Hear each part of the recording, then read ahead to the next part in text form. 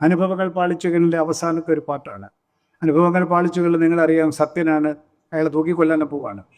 ഒരു വലിയ കമ്മ്യൂണിസ്റ്റുകാരൻ അയാളെ തൂക്കിക്കൊല്ലാൻ പോകുന്ന പാട്ടാണ്.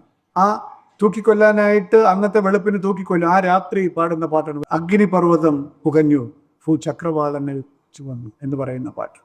ഈ പാട്ട് നിങ്ങൾ ശ്രദ്ധിച്ചിട്ടുണ്ടോ എന്ന് എനിക്ക് അറിഞ്ഞുകൂടാ. അതിനകത്ത് ഈ പറഞ്ഞ പോലെ ഇടതുപക്ഷ പ്രസ്ഥാനത്തിൻ്റെ അല്ലെങ്കിൽ കമ്മ്യൂണിസത്തിൻ്റെ ഒരു വീര്യമുണ്ട്. രക്തസാക്ഷിയാകാൻ പോകുന്ന ഒരു വിപ്ലവകാരി അല്ലെങ്കിൽ അത്രയും ഒരു ആവേശമുള്ള ഒരാളെ നിനക്ക് കൊല്ലാൻ സാധിക്കും, പക്ഷെ പരാജയപ്പെടുത്താൻ സാധിക്കുകയില്ല. അതിപ്പോൾ അമേരിക്കയിലെ ഡൊണാൾഡ് ട്രംപ് ഇപ്പോൾ മനസ്സിലാക്കിയല്ലോ, ഇറാൻകാരെ കൊല്ലാൻ സാധിക്കും, പക്ഷെ ഇറാനെ തോൽപ്പിക്കാൻ സാധിക്കുകയില്ല എന്ന് പറയുന്നത് പോലെ ഇറാനെ തോൽപ്പിക്കാൻ സാധിച്ചില്ല. വിയറ്റ്നാംകാരുമായിട്ട് യുദ്ധം ചെയ്തു, പക്ഷെ തോൽപ്പിക്കാൻ സാധിച്ചില്ല എന്ന് പറയുന്നത് പോലെ ഒരു വിപ്ലവകാരിയെ നിനക്ക് കൊല്ലാൻ സാധിക്കും, പക്ഷെ പരാജയപ്പെടുത്താൻ സാധ്യമല്ല. അതാണ് ഈ അഗ്നിപർവ്വതം പുകഞ്ഞു എന്നുള്ള പാട്ടിൻ്റെ പ്രത്യേകത. നമ്മൾ ആ വരികളിലേക്കൊന്ന് കടന്നാൽ, അഗ്നിപർവ്വതം പുകഞ്ഞു, ആ സെറ്റിംഗ് ആണല്ലോ, സെറ്റിങ്ങും കൂടെ ആലോചിക്കണം. ഇയാൾ നിരപരാധിയായിരിക്കാം, ഇയാളെ കൊല്ലുന്നത് സമൂഹത്തിന് ഇഷ്ടമല്ലായിരിക്കാം, പക്ഷെ നിയമപീഠം ഇയാളെ കൊല്ലുകയാണ്. അഗ്നിപർവ്വതം പുകഞ്ഞു, ഭൂചക്രവാളങ്ങൾ ചുവന്നു, മൃത്യുവിൻ്റെ ഗുഹയിൽ ഒരു രക്തപുഷ്പം വിടർന്നു. അതാണ് സീൻ അങ്ങോട്ട് എസ്റ്റാബ്ലിഷ് ചെയ്തു. പശ്ചാത്തലമൊക്കെ അഗ്നിപർവ്വതം പുകയുന്നു, ഭൂചക്രവാളങ്ങളൊക്കെ ചുവക്കുന്നു, ഇവിടെ മൃത്യുവിൻ്റെ ഗുഹയിൽ ഒരു രക്തപുഷ്പം വിടർന്നു. ഇനി മരണമാണല്ലോ വിഷയം. അന്ന് രാത്രി മരണം നടക്കും. അപ്പോൾ മരണത്തെ വിളിക്കുകയാണ്.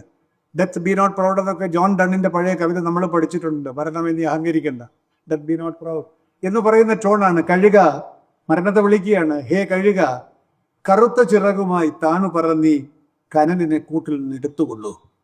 എനിക്കറിയാം നീ വരും എടുക്കും, നിന്നെ നിരോധിക്കാനും ഞങ്ങൾ വിചാരിച്ചാൽ സാധിക്കില്ല. കഴുക, ഹേ കഴുക, കറുത്ത ചിറകുമായി താണു പറന്നീ കനലിനെ കൂട്ടിൽ നിന്ന് എടുത്തുകൊള്ളൂ.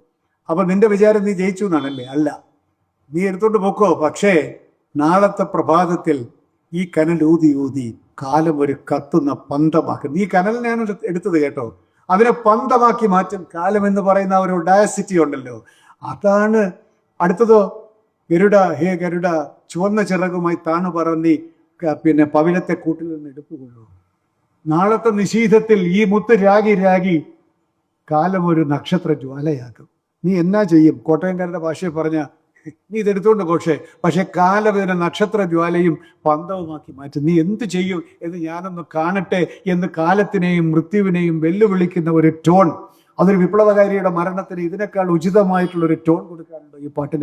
ഇത്തരത്തിലുള്ള അതിസൂക്ഷ്മമായിട്ടുള്ള ട്രീറ്റ്മെൻറ്റുകളാണ് ഈ വയലാറിൻ്റെ പാട്ടുകളെ ഒരു വലിയ ഗാനശാഖയുടെ വലിയ ഉത്തമ ഉദാഹരണങ്ങളാക്കി മാറ്റുന്നത്. ഈ പാട്ട് വാസ്തവം നമ്മൾ ശ്രദ്ധിക്കേണ്ടതാണ്. ഈ മരണം കൊണ്ടൊന്നും സംഭവിക്കുന്നില്ല. You can kill me but you can not defeat me എന്ന് പറയുന്ന ആശയത്തിൻ്റെ ഏറ്റവും ഉജ്ജ്വലമായിട്ടുള്ള ആവിഷ്കാരമാണ് ഈ ഗാനം എന്ന് ഞാൻ പറയും.